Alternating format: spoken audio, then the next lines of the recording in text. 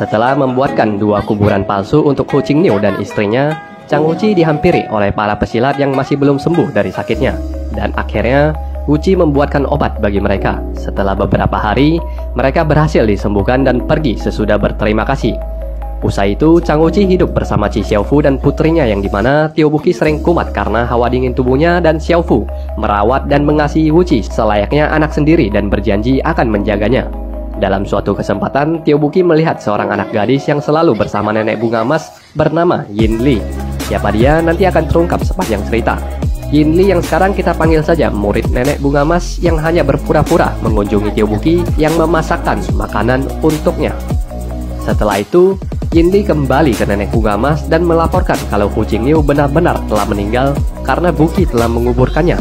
Merasa harapannya untuk balas dendam telah hilang, nenek pun mengajaknya untuk kembali ke Pulau Ular. Tapi Yin Li memberitahu kalau Wuqi mengalami sakit yang parah dan memohon nenek bunga emas menolongnya.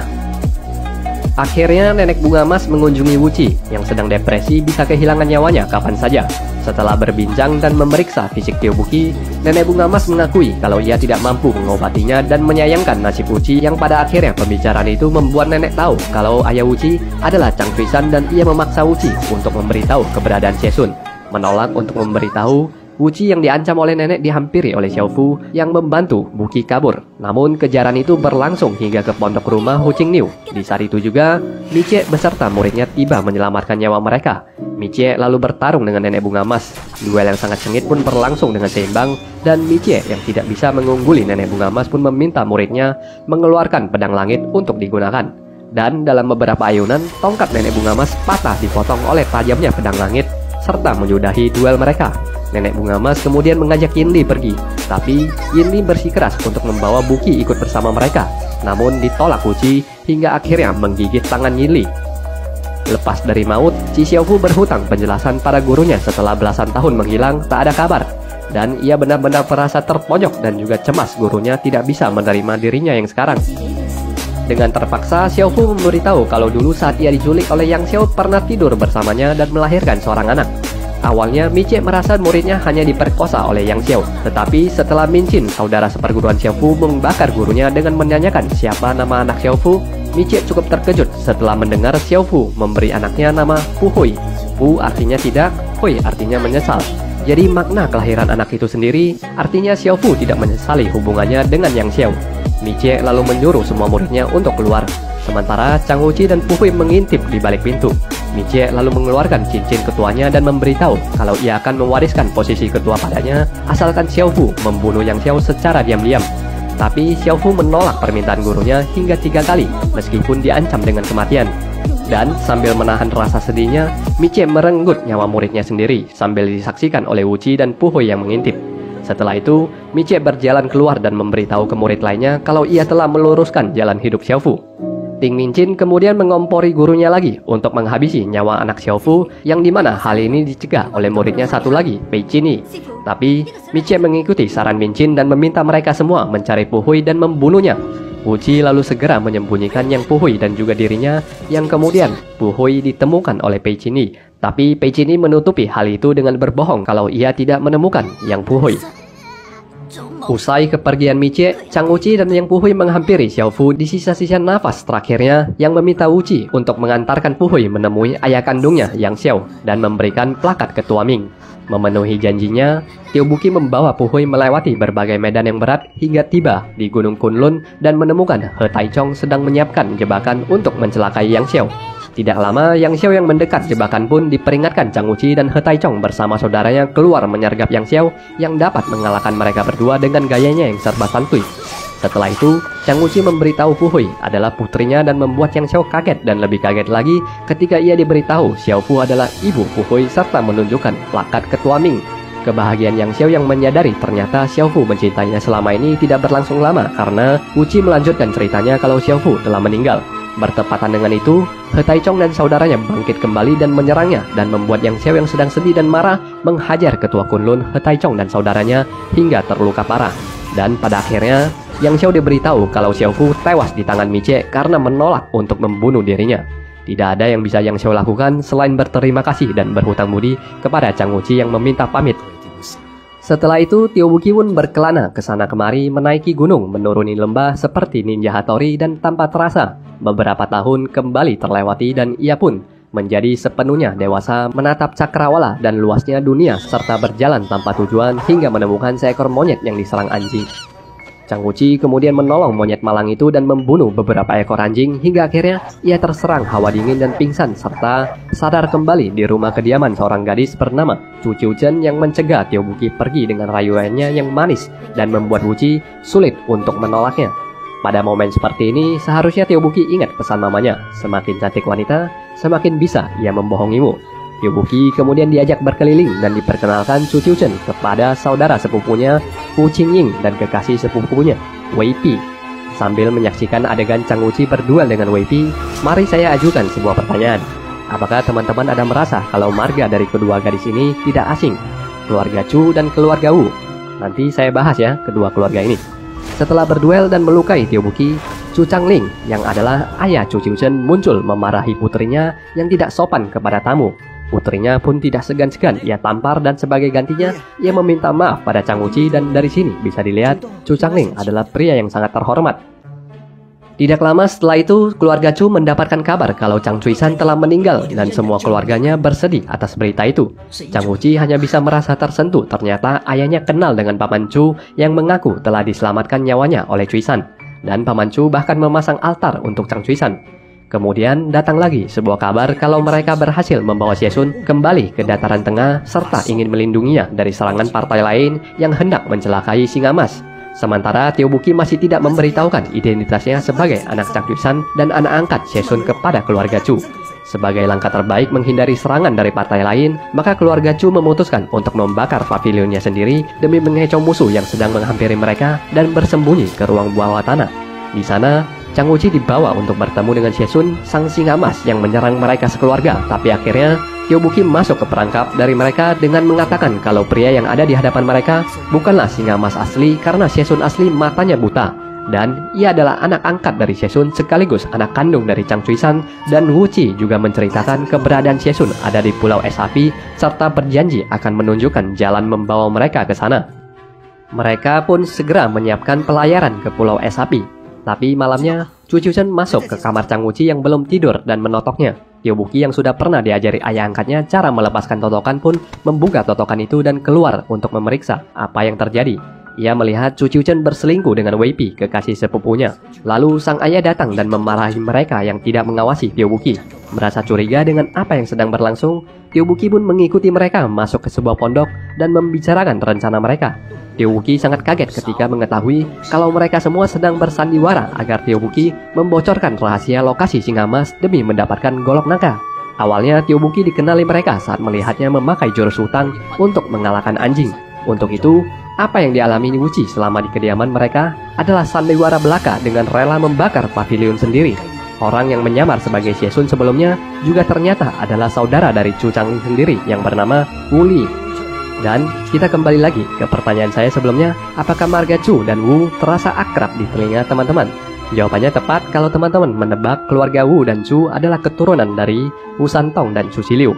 Jadi, Wu Li ini kemungkinan adalah anak dari Wu Xiwen dan Wan Yanping. Atau kalau bukan, berarti anak dari Wu Tunru dan Ye Luyan.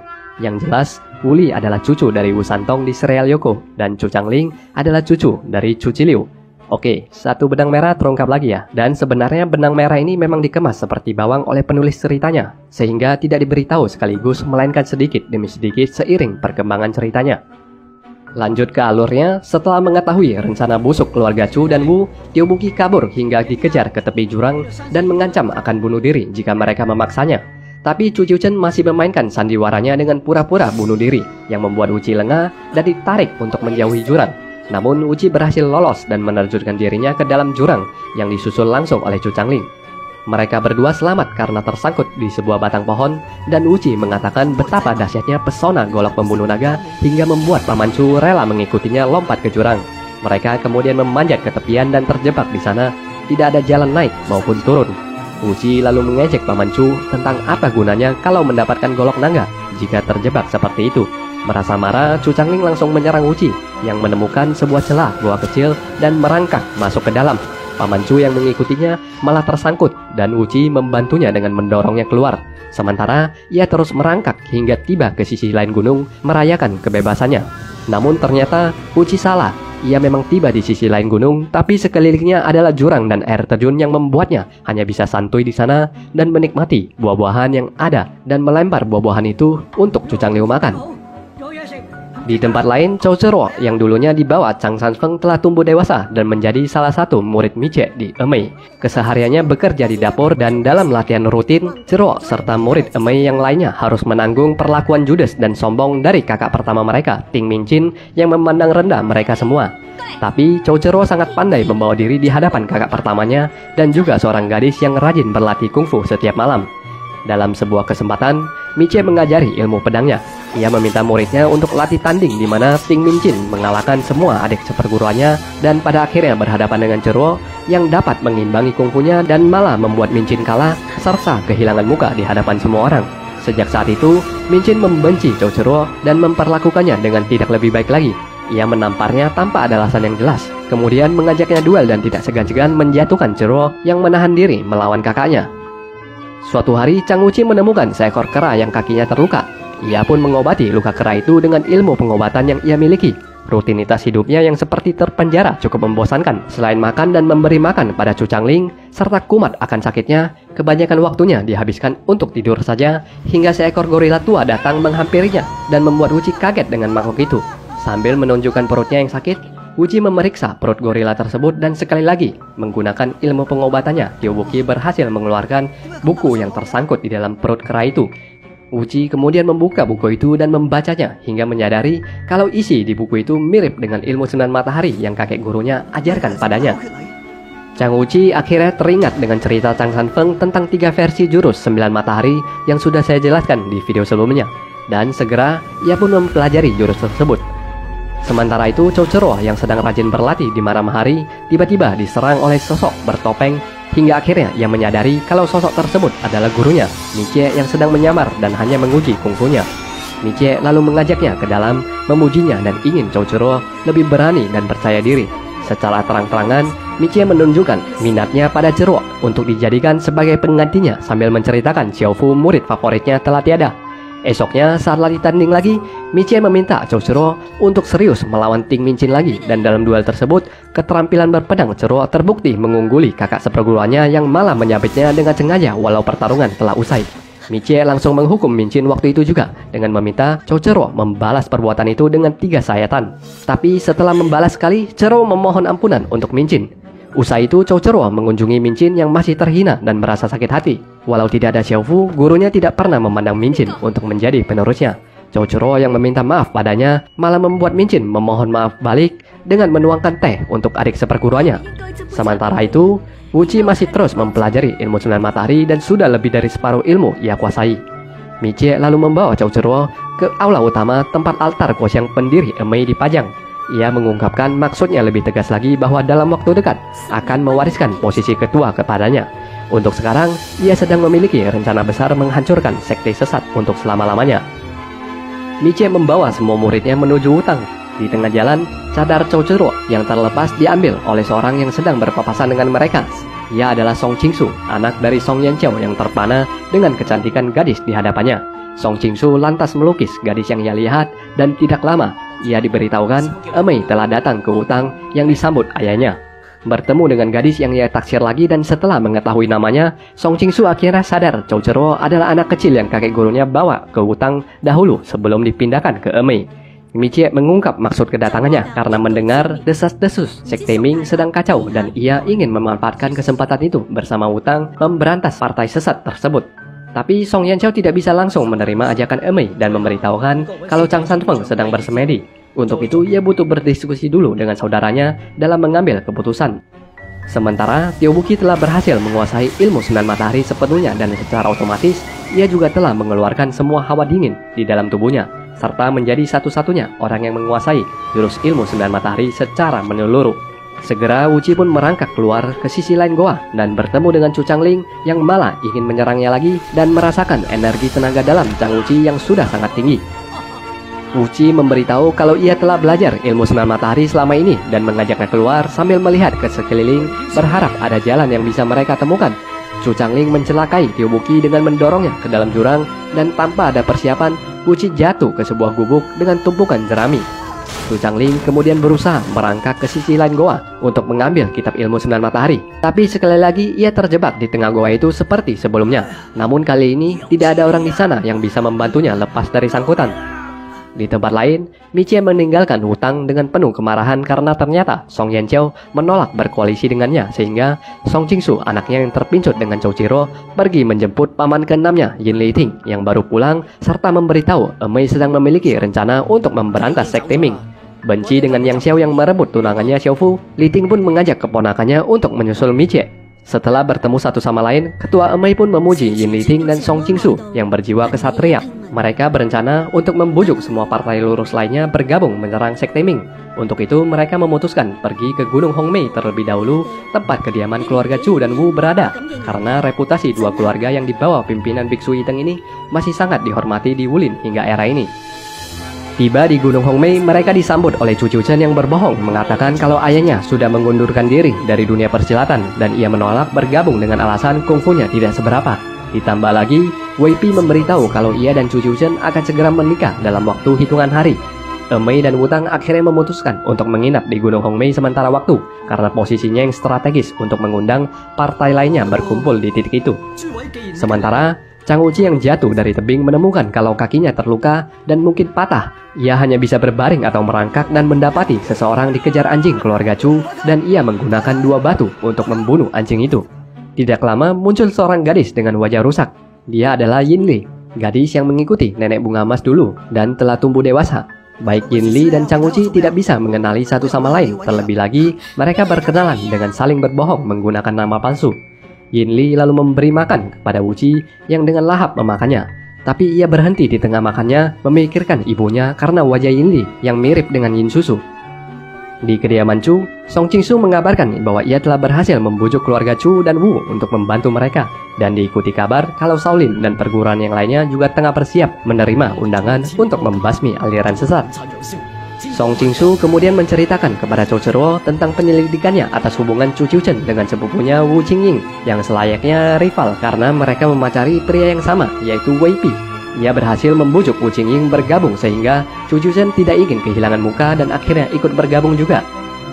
Di bawah jurang, Chang Wuqi yang mengaku namanya adalah Aniu terus dirawat oleh Yin Li yang walaupun galak tapi terus memberinya makan. Melihat Aniu yang baik padanya dan selalu menghiburnya, Yin Li menyayangkan Aniu yang bukanlah pria yang ia sukai selama ini. Esoknya Yin Li pun bercerita tentang laki-laki yang ia sukai dari dulu adalah Chang Wuqi yang menolak niat baiknya dan malah menggigit tangannya serta menunjukkan bekas luka itu dan membuat Wuqi menyadari identitas Yin Li yang dulu bersama nenek bunga emas. Tidak ada yang bisa Wuqi lakukan selain merasa bersalah pada Yin Li dan menghiburnya dengan bercerita kalau ia juga ditipu Chu Chiuchen hingga jatuh ke jurang. Merasa Aniu diperlakukan tidak adil, Yin Li memutuskan untuk diam-diam menyelinap ke kediaman Chu serta menyerang Chu Chiuchen yang baru menikah dengan Wei Pi. Dalam pertarungan mereka, Yin Li berhasil melukai Chu Chiuchen dengan racun dan kemudian dihalang oleh Min Jin dan Chou Chiro yang menuntut Yin Li menyerahkan racun penawar untuk Chu Chiuchen. Setelah kalah bertarung, akhirnya Yin Li membawa mereka menemui Chang Wuqi sekaligus menandakan berakhirnya rekap di kesempatan kali ini. Thank you untuk teman-teman yang mengikuti video ini sampai selesai. Jangan lupa tinggalkan like dan komen kalau teman-teman suka. Sampai jumpa di bagian selanjutnya. Bye-bye.